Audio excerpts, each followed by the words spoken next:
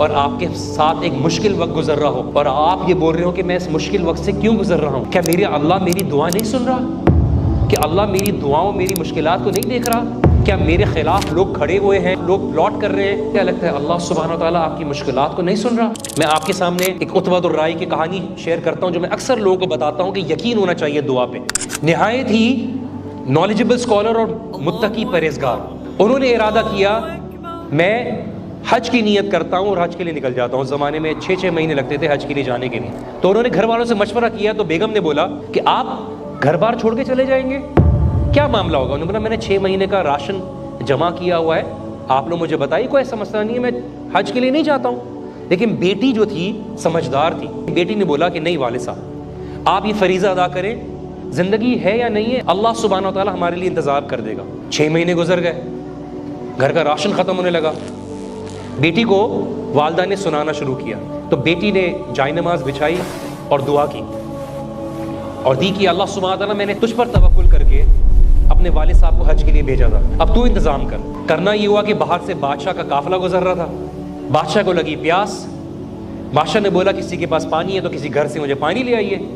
इस बच्ची को पता चल गया तो उसने अच्छी तरीके से बर्तन को सजाकर कपड़ा डालकर उसको पानी भिजवाया।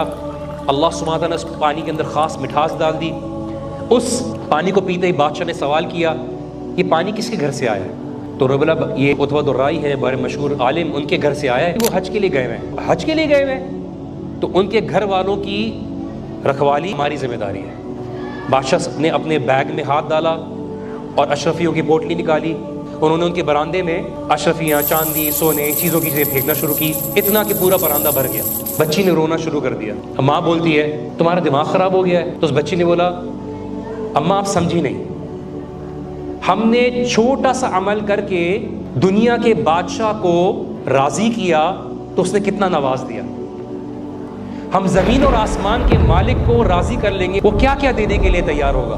हूद अलैहिस्सलाम है, सूरह हूद में उनकी क्या दुआ थी कि इन्ना रब्बी करीबुन मुजीब, मेरा रब मेरे करीब है, मेरा रब मेरी दुआ सुनता है। और आपके साथ एक मुश्किल वक्त गुजर रहा हो और आप ये बोल रहे हो कि मैं इस मुश्किल वक्त से क्यों गुजर रहा हूँ, क्या मेरे अल्लाह मेरी दुआ नहीं सुन रहा?